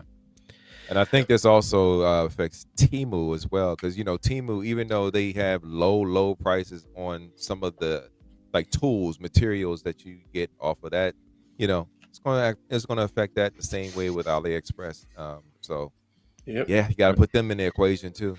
So I see Paul asks here: is it based upon date of purchase? Yes, in the sense that no. It's based upon the date of its export from the origin country. Yep. So there is a relationship to the date of purchase, but it is based upon the date of export. Yes, sir. All right. So there was a couple more questions in here. Let's see. What about if you buy a product overseas and bring it back home? Will you have to pay a tariff duty? Yep. Yeah. So when you're traveling overseas, you come back into the U.S. and there is a declaration form that you're given, and you are asked to declare anything that you purchased because there could be a duty and tariff against those products when you're coming back into the U.S.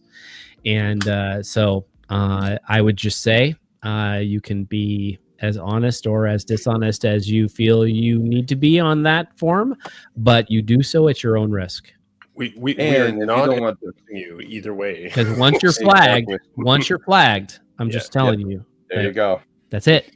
So that's what I was gonna say. You're flagged, and then they also they'll check through everything you got from now on. From here to whenever they feel comfortable. If you ever had that experience of a border agent opening your suitcase and taking out every single item that is in your suitcase, it's not fun. It is. It's not absolutely entertaining.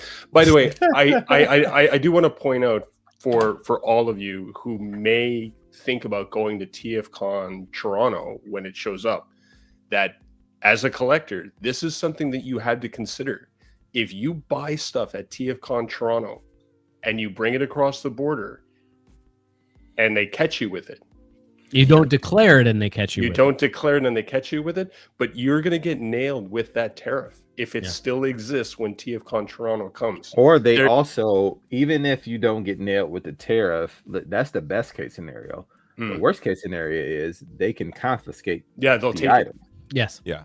They'll take it. They'll be like, nope, that was made in China, and they'll just take it from you.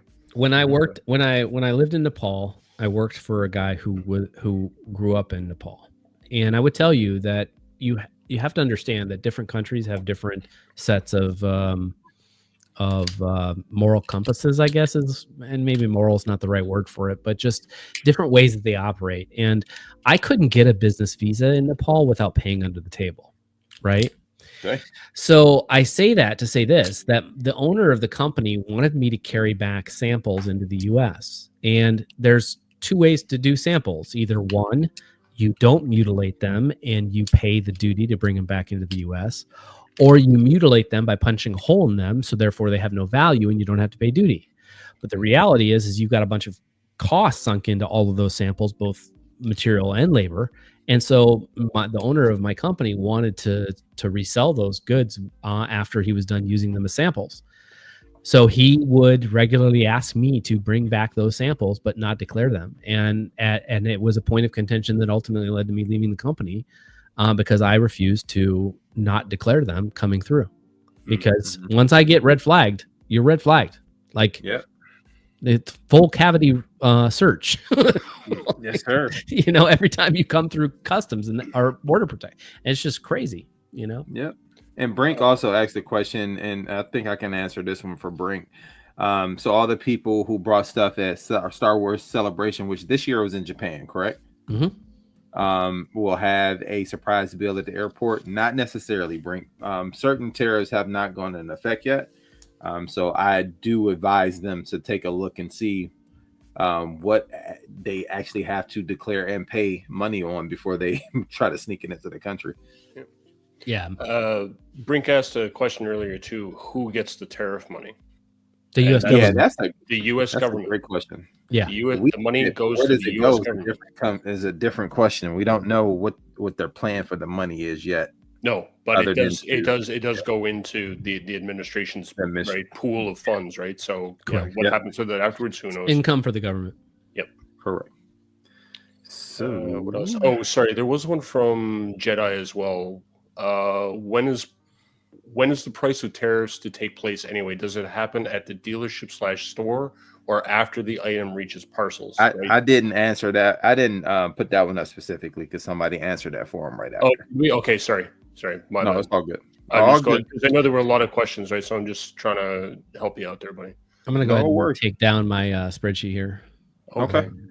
And you got anything else? Any more slides?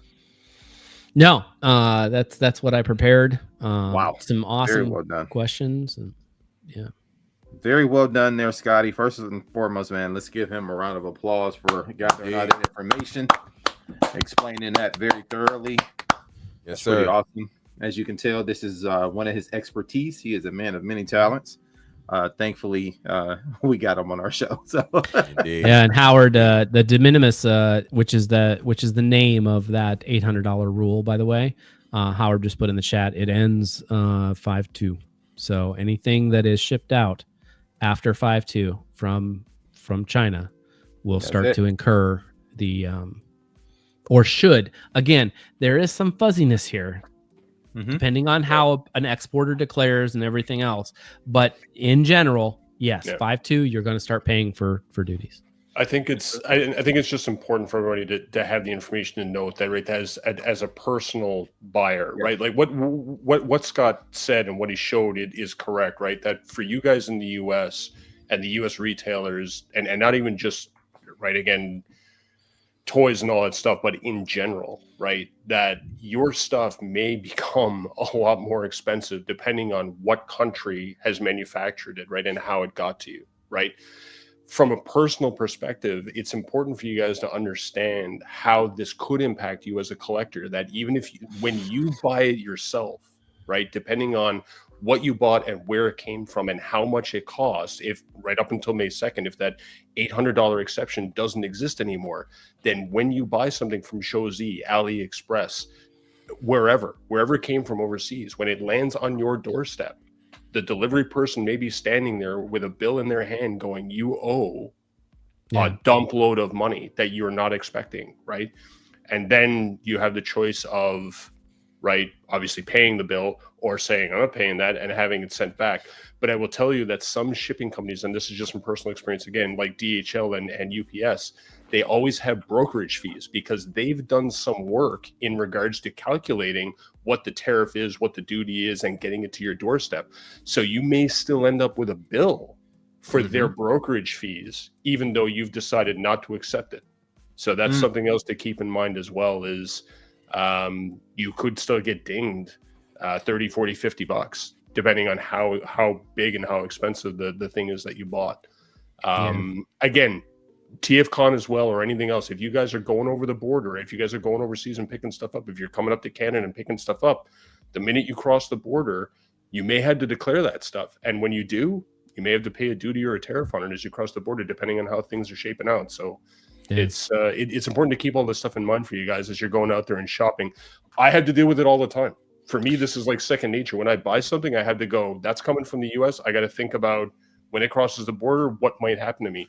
For you guys, you normally don't have to deal with it because you're normally buying, stuff from the US, having it shipped to the US. So you've never had to consider this stuff before. And now it's becoming a thing.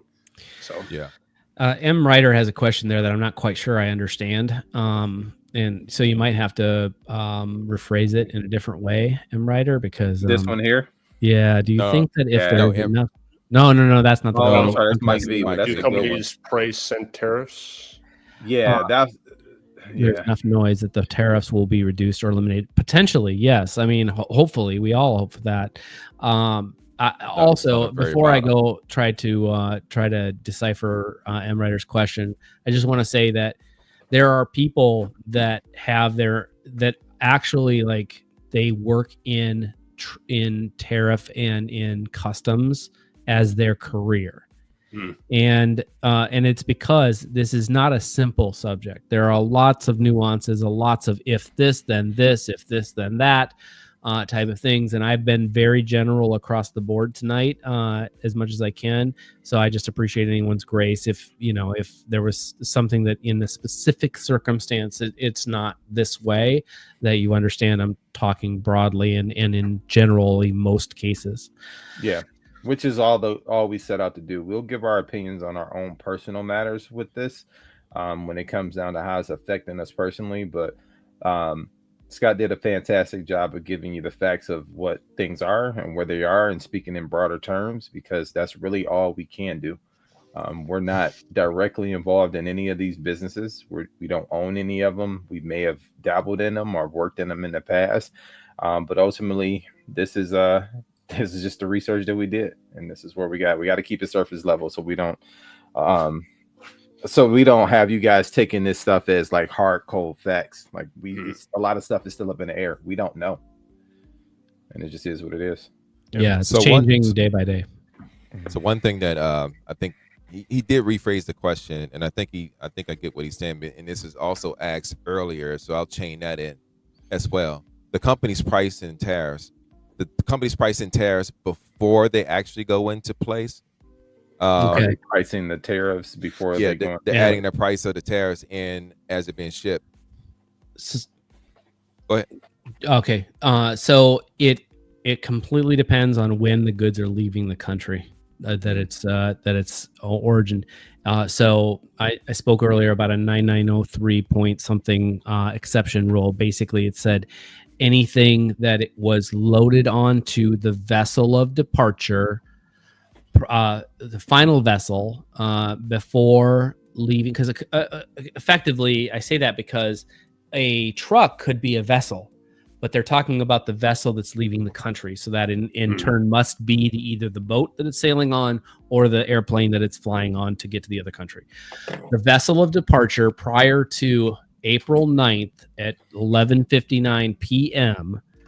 those goods could be exceptioned coming into the U.S. From the new tariff, but anything that left after that date, so 12/01, April 10th, is tariffed.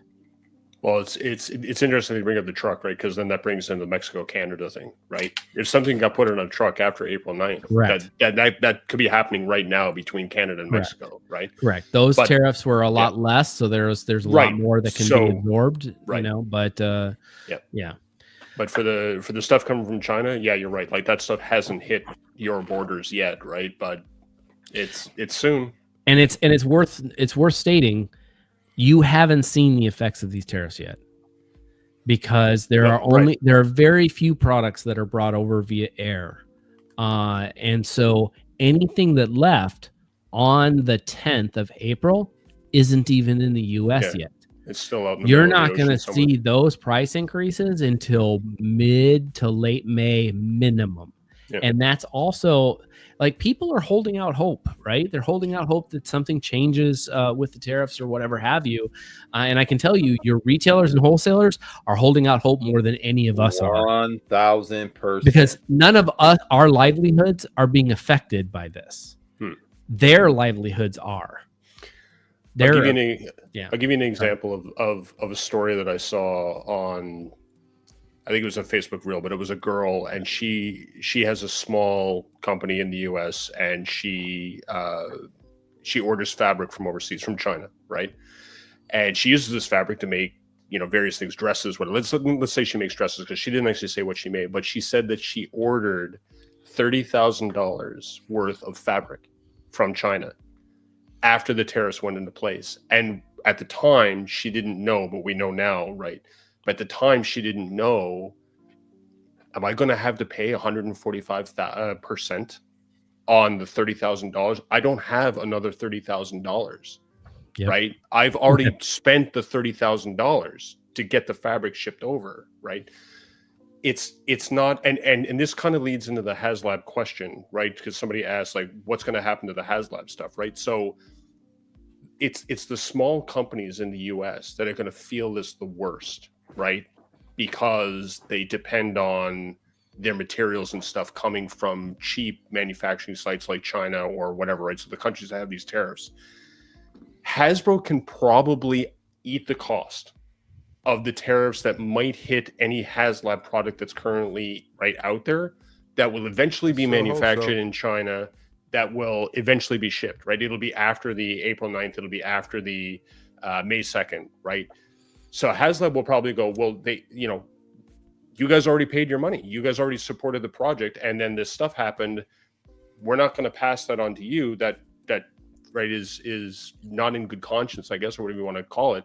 So theoretically, a large organization like Hasbro could just eat the cost. I'm just saying, like, they may come back to everybody and be like, look, you got to pay more, right? Yeah, I'm just saying that a large organization like HasLab or Hasbro could potentially just eat the cost. But the small companies, right, like the retailers like BBTS and Chosen Prime and whatever, and Nick, right? Well, at the same time, they're still, even though they are a large company, they still got to watch out for their overhead. Because it's interesting that questions came up because that Omega Prime is getting ready to ship. Yeah. It's going to be shipping soon. And I'm very interested to see what's going on with that, because I got that joint. Yeah. And I am not going to want to have to pay for it again. Well, let's also keep in mind, and this is, so the guy's asking about HasLab. So let's stick to HasLab. The HasLab, let's say it's the G.I. Joe Rattler. I think that thing was $300 and some odd bucks.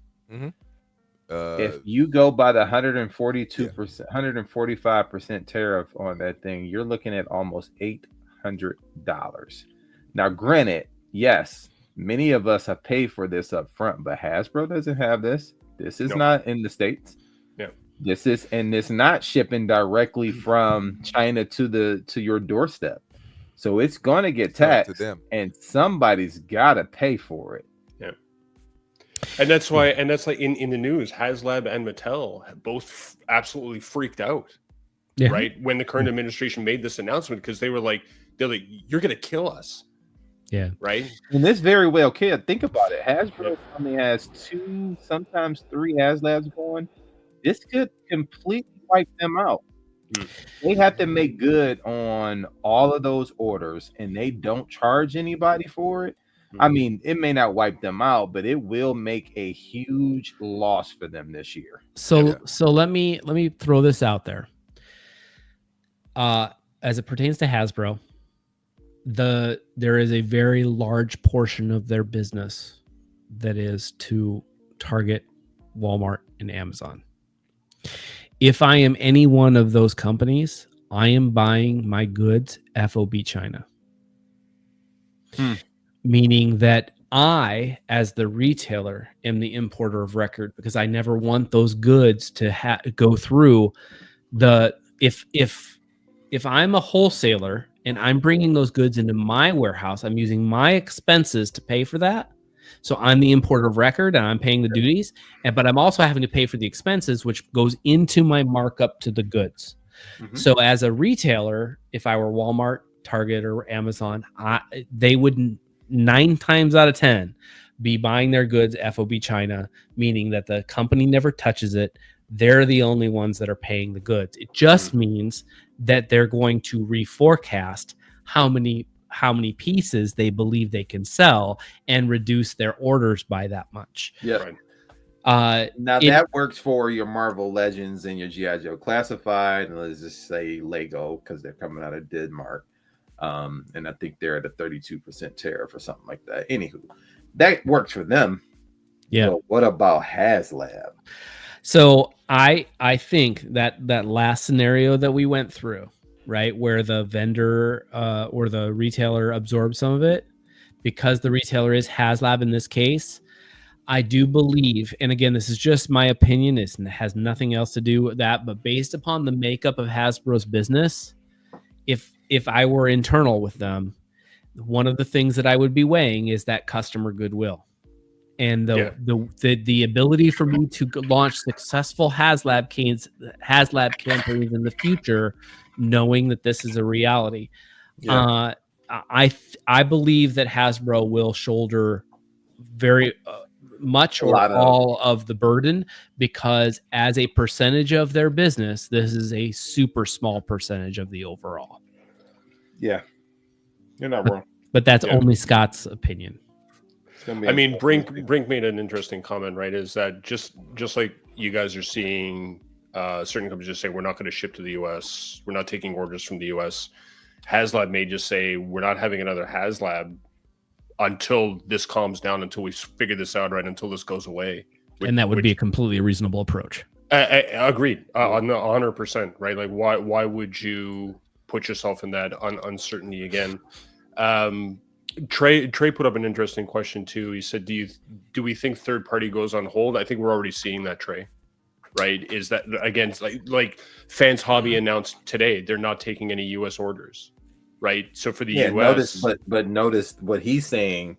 Yeah. And answers the question to the US only. Like they're saying we're pausing US orders. That shows you how, I mean, this market it must not be that important to them if they're just pausing orders to us. Yeah. They still sell quite a bit in the EU. They still sell quite a bit over there. Yeah. Isn't it interesting that I would be able to get figures that you guys now cannot? That is wild. Right? Isn't that crazy? Like, I never ever thought that scenario, like any type of scenario like that would ever happen, where something that I could buy in Canada, you guys can't get in the US. That's crazy. I'll be hitting you up. Buddy, listen, though, you want to take the risk when it crosses the border, right? Because, I mean, by proxy. Actually, listen, you want to hear a fun story? I'll give you a bit of a fun story. Maybe this will close things out for us, right? But Bobby hit me up, or I hit Bobby up. I can't remember how it went anyway, about the stray figure, right? And I don't know if you guys knew the story, but Ages 3 and Up actually hit me up first, and he said, look, we got this stray figure. We'd like to send you a free copy. We want you to do a review video. We want to get some hype out about the figure, et cetera, et cetera. I said, no problem. Send me the figure. So I did. And then I think I remember Bobby mentioning it or something, right? He said he missed the pre-order. So I hit Bobby up and I said, listen, Bobby, I'm in Canada, right? I know. I'd be happy to ship this thing to you, though, right? I got it free from ages 3 and up. Didn't cost me anything. I'm happy to send it to you. He said, perfect, send it to me. I said, great. Sent it down to him. He got it. He did his review. He packaged it back up. He sent it back to me. I got taxed. When it crossed the Canadian border because it came back after the whole US-Canada thing started, trade war started, for a figure that I paid $0 for. Right? And it ended up costing me about 50 US bucks. I can't remember exactly how much it was, about 50 US bucks. Right. And by the way, Bobby, if you're watching this, I doubt Bobby's watching this. Bobby was, it's not a slight. I thought it was hilarious when the guy showed up at the door and he was like, you owe me 50 bucks for this figure that you didn't spend any money on. I was like, that's crazy work. Okay. Crazy work, man. Well, I think that's a great place to go ahead and put a pin in it. Again, we want to give Scott a round of applause for having some amazing information. The chat squad was on fire tonight. People loved the information. The interaction was great. Yes. We really appreciate you guys for joining us tonight. We thank you also for keeping it clean in the chat. I know it's not easy to do, especially given today's society, but we thank you guys for listening and helping us to keep things on task. All the questions were amazing. Thank you guys again for that. Good stuff. Chat squad, man. You guys should give yourself a round of applause for that as well. Indeed. I just love the community. This speaks to the community that we have, you know. I mean, yeah, there's a lot of us that interact with each other and we know each other, but we got a lot of faces, people in here that hasn't interacted with us and they respected what was going on and what we were trying to put down. So, yeah, again, yeah, definitely shout out to each and every one of y'all that was in here interacting with us and asking your questions and, you know, not necessarily voicing your concerns, but having the, you know, having the desire to actually want to learn about this thing, man. It's overwhelmingly impressive. And, you know, thank y'all so much. You know, this was great. This was great. And Scott, you know, hey, our brain of the group. Yeah. Thank you so much, sir. You know, that's not a title that we just throw on you. It's the absolute truth. Yeah. And, you know, we don't take that lightly. Yeah. Well, thanks guys. Appreciate it. Yes, sir.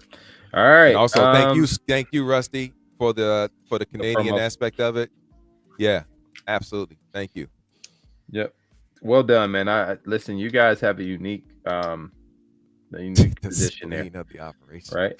The spleen. All right. Enough said. With that, we getting out of here. Rusty, go ahead and give us a chat squad, and then we'll go around screaming. All right, hold on. I just saw somebody else's name published, so I got to get him in there. All right, so listen, I don't know what's going on with Toy Mafia, but he's been slacking off lately. He was number 2 in the chat squad, but Toy Mafia, shout out to you. Wolfie jumped in there first. Jedi Mindset, Grant Zachary, Marcellus Proctor, Paul R. Shout out to you again, buddy. Good to see you around. Ash Bailey, Jeremy B, KFC, K1 Entertainment, Brink, Brian Swanson, Influence, Jonathan Walker, Kason Hutchison. Sorry, I got to catch my breath. This is a long list. Good job, chat squad. Yeah, 7X, Dare 2727, Polly Blank, Gort, Trey-Fi, J Jeter, Paul 5555, Thunder Kraken, Mike V, M Rider 777, Howard Lee, Abraham Machado, and right at the end, Austin D jumping in there. That was a lot of people in the chat squad. Well done, everybody. Well done. What up? Squad up. Well done. All right, man. Let's go to reverse way. Scott, since you've been talking all night, man, let me go ahead and give you a chance to just get on out the way. Scott, go ahead and do your shout outs where you at, man. Yeah, Scott Marble on Facebook, X Bane Reese X on Instagram. That's about all the social. So my man. Rusty the Mechanic. Well, my list is a little bit longer. You can find me on all your social media platforms as The Rusty Mechanic. I am on Facebook and Instagram and TikTok and Twitch. I do The Rusty Mechanic on Twitch doing Call of Duty with this fine gentleman over here. Sometimes this fine gentleman over here, and sometimes this fine gentleman up there. So you can find me as The Rusty Mechanic on Twitch if you want. And what else? I'm forgetting something.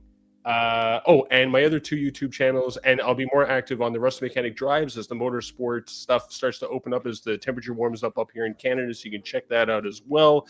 Taking another breath to slow myself down. Don't forget about the raffle. for Kennedy's Village. We're a little light. We're only at about 80 entries this month, and I'm looking for 150 to kick things off. But I got 4 figures that I'm giving away this month. It is the Night Tracer, the Magic Square Night Tracer, aka Onslaught, MP scale. We got an Optimus 86. We got where'd he go? He's back here somewhere. I lost him in all the boxes because I bought too much stuff. This guy, right? Yes. What's his name? Hot Rod. Adamus Machina, aka some kind of IDW Hot Rod. And I'm forgetting one other figure. I can't remember who it is. But anyway, there are 4 figures. Go check out my Facebook page. I've got it pinned at the top. Half the proceeds go to Kennedy's Village. You can jump in, win yourself some figures. Go check it out. We'll do that at the end of the month, and I'll pass it over to Mr. Derek. Mr. Derek. Yeah, that guy right there. That He's guy. over here, though. He's over to your other side. He's over. Right now. He's right down there. Nope. This side. What? This side. There you go. Is it the buy me a coffee one, Rusty? Yeah. What's going on? Is it reversed on your side? Because I'm pointing away from him right now. Because you have yours mirrored, I think. So. I think I have it mirrored or something. Yeah, that's probably it. That's it. All right, fine. Whatever. I don't know what I'm doing. All good, man. I'm even on the the show. We'll give you a pass. So if I do this, it works now? Is this correct? Hey, man, you in Canada. Y'all got different math and all that. Right? Okay. Derek, what's going on, man? and by the way, Rusty, when I do win that joint, I'll see if I can help you out with those taxes. Watch out for those tariffs. Yeah, I'll see if I can help you out with that. If they ain't kicking my ass in tariffs. Anyway, I am your boy Derek B. You can find me on your Book of Faces. You can also find me on Instagram as Derek What B. You can also find me here every other Tuesday for Do You Even Transform, Bro? As we transform your Tuesdays the way we know how. Also, you can also find me on ETR, our flagship show, Into the Realm, every Monday night, the best part of your Monday and mine. And if you haven't checked it out yet, check it out, and I'm sure it'll be the best part of yours. All right, man. Well, for me, that leaves your boy, me, Eric B, in your Facebook groups, Eric Burgess, Instagram _Mr_EW82. You can find us putting in work for Kennedy's Village on all your social media outlets at Kennedy's Village, as well as kennedysvillage.org. Shout out to Rusty for continuously supporting us with the raffle. Shout out to those who have made donations on their own as well. And be on the lookout. We do have an exciting calendar coming up this year. So we're doing our best to try to put some stuff out in the community and give some people some relief. Catch us at BotCon. We'll be there starting our toy drive this year. Can't wait. Looking forward to it. And you can find me every other Wednesday on Figure Banging, but every other Tuesday with these fine gentlemen. Do You Even Transform, Bro? Right here on this very channel, the Ramble Collectors YouTube channel. And with that, guys, I think it is time to bounce. It's been a long night, but it was a fun one. Indeed. Good chat. Yes. All right, man. Let's roll. Peace.